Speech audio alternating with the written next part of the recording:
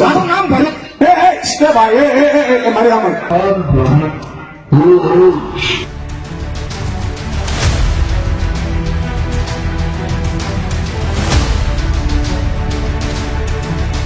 તમે એકાદ બે પાંચ માણસોને મોકલી અને મને મારી સભાઓમાં ડિસ્ટર્બ કરવાની કોશિશ કરશો, તમને એમ થાય કે સુદાન ગઢવી ડરી જશે. ત્યારે પણ નહોતો ડરતો, આજે પણ ન ડરીશ અને આવતીકાલે પણ ડરવાનો નથી. ત્રીજી વાત એમ કે કરપ્શન, હું કોઈ નેતા નથી, હું કોઈનો માણા નથી. બેટર વસ્તુ એમ કે ભાજપ પર તમે શીશ મહેલ કર્યો, તમારા 4 નેતા 5 નેતા જેલમાં હે, જમાનત ઉપર હે. અત્યારે 35 કરોડનો તમે મહેલ બનાવો, તમારો મુખ્યમંત્રીનો 35 કરોડનો મહેલ, અત્યારે 35 કરોડ એમને ખડે છે. અને મારી સભામાં મુખ્યમંત્રી અથવા તો ભાજપના મળતિયાઓએ વ્યક્તિઓને મોકલીને એક સભા ડિસ્ટર્બ કરવાની જે કોશિશ કરી છે. ભાઈને હું ઓળખી જાવ એને મને ફડાકો માર્યો, આ જ વાત, બીજું કોઈ વાત નહીં. વિરોધ કર્યો એટલે એને મને માર્યું. તમારું નામ ખાલી બોલી દો. મારું નામ ભરત એ ભાઈ એ મારી આમ ભાઈ સાંભળો એ ભાઈ સાંભળો પણ મારી વાત સાંભળો, તમને 3 જવાબ આપી દઉં છું. તો આ દ્રશ્યો તમે જોયા તે સોમવાર સાંજના મોરબીના છે. મોરબીના વાવડી રોડ પર આવેલા રાજનગરમાં આમ આદમી પાર્ટીની એક સભા હતી. આ સભામાં ઈસુદાન ગઢવી છે તે જાહેર સભાને સંબોધન કરી રહ્યા હતા. આ સભામાં પ્રદેશના આગેવાનો ઉપરાંત મોરબી જિલ્લાના કાર્યકરો પણ ઉપસ્થિત હતા. સભામાં ઈસુદાન ગઢવીના પ્રવચન દરમિયાન એક યુવાને અરવિંદ કેજરીવાલ અંગે પ્રશ્ન પૂછવા બદલ આમ આદમી પાર્ટીના જ એક કાર્યકર્તા દ્વારા લાફો મારવામાં આવતો દેખાઈ રહ્યું છે, જેને લઈને સભામાં ભારે હોબાળો થયો અને આ આખી ઘટનાનો વિડીયો સોશિયલ મીડિયામાં વાયરલ થતા વિવાદ વધુ ઘેરો બન્યો છે. જુઓ આ વિડીયો. દિલ્હીમાં ગંગા નદી યમુનાનું પાણી ગળી જતું હતું, તો 50 રોલની વાત કરો. દિલ્હીમાં સાંભળો, પછી તમે આખો જવાબ આપી દીધો. ઝુકી ઝોપડી બસાવી, હવે અમારે અહીંયા સાર્વજનિક આમાં ઝુકી ઝોપડી બસાવી દેશો તમે. બીજી વસ્તુ, કેજરીવાલ સાથે તમારો વિરોધ નથી, વિરોધ નથી. પંકજભાઈ મને કાલે મળ્યા હતા, તમે એમ કહો કે કરપ્શન નથી કરતા. 12 મહિના જેલમાં રહ્યા, રાજીનામું ન દઈ દેવું પડે.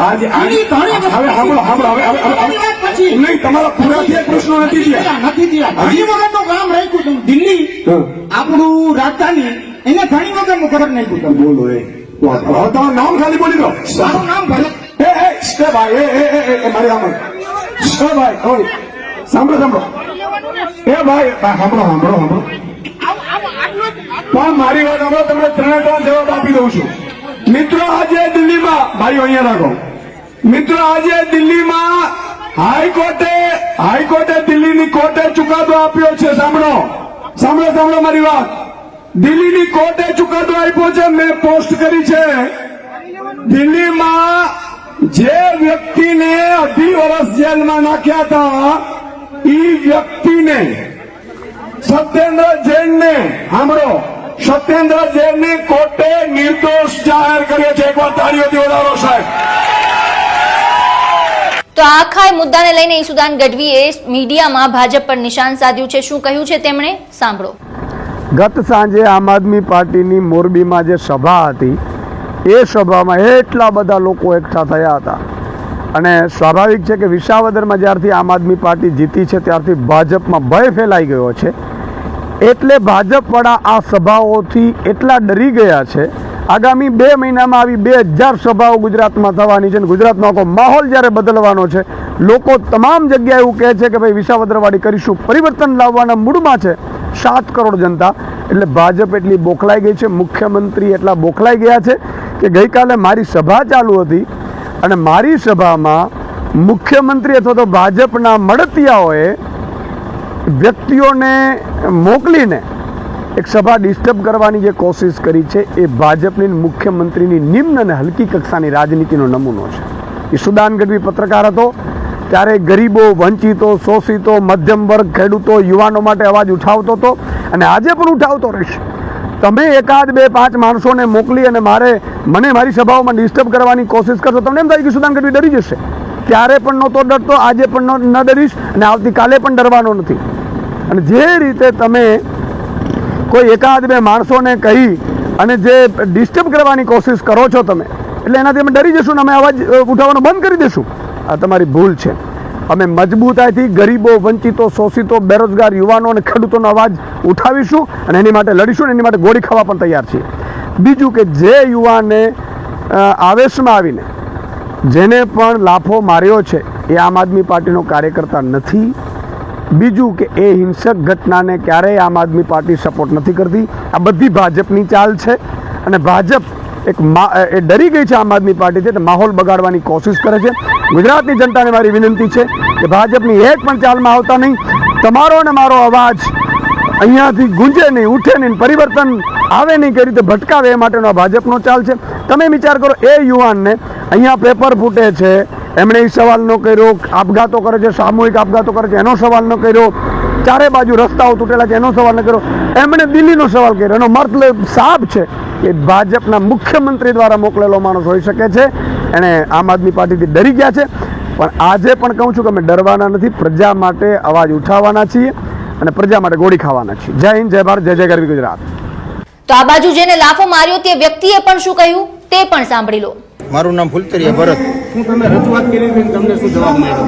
આ શું નામ સાહેબ, ઈશુદાન ગઢવી એ વાત કરતા હતા કે ભાઈ પાણી આમ ભરાઈ ગયું અને આમ કરપ્શન. મેં સાહેબને એ કીધું કે ભાઈ તમે કરપ્શનની વાત કરો, પાણીની વાત કરો તો 11 વર્ષ તમે આમ આદમી પાર્ટી દિલ્હીમાં હતા, રાજધાની, ભારતની રાજધાની, યમુના નદીનું પાણી આખું દિલ્હીમાં ગરી જતું, ત્યાં તમે ક્યાં હતા? બરોબર. હવે એ રામ મંદિર એમ કે રામ આમ હતા ને રાવણ આમ હતા ને ફલાણું. તમે રામ મંદિર બન્યું એનો વિરોધ કરો. ત્યાં અરવિંદ કેજરીવાલ એમ કહેતા હતા કે રામ મંદિર અહીંયા ન બનાવે, અહીંયા અસ્પતાલ બનાવાય, કોલેજ બનાવાય, યુનિવર્સિટી બનાવાય. તો તમે રામનું નામ હુકમ લ્યો. ત્રીજી વાત એ એમ કે કરપ્શન. હું કોઈ નેતા નથી, હું કોઈનો માણા નથી. બેટર વસ્તુ એ એમ કે ભાજપ પર તમે શીશ મહેલ કર્યો, તમારા 4 નેતા 5 નેતા જેલમાં હે, જમાનત ઉપર હે. અત્યારે 35 કરોડનો તમે મહેલ બનાવો, તમારો મુખ્યમંત્રીનો 35 કરોડનો મહેલ, અત્યારે 35 કરોડ એમને ફળે હજી. બરોબર. એમ મેં એને કીધું, મને એને સાઈડમાં લઈ આવ્યો. એનો ભાઈ હતો થોડી દાઢી અને 35 ભાઈને હું ઓળખી જાઉં, એને મને ફડાકો માર્યો. આ જ વાત, બીજું કોઈ વાત નહીં. વિરોધ કર્યો એટલે એને મને માર્યું. હવે આજ મને માર્યું, કાલ બીજાને મારશે. હવે એ એમ કહે કે ભાજપ આવી છે તેવી. અમે તમને સવાલ કરી ત્યાં તમે મારી લ્યો, મારવા ઉપર આવી જાવ. તમને મત દે શું થાય છે તમારું?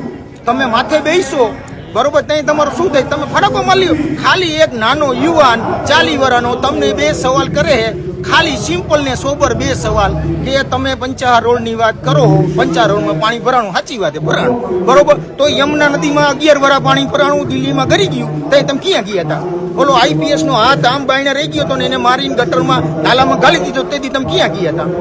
તમારો નેતા 12 મહિના જેલમાં રહ્યો ને ઇસ્તીફા નો દીધી, ધણી વગરનો.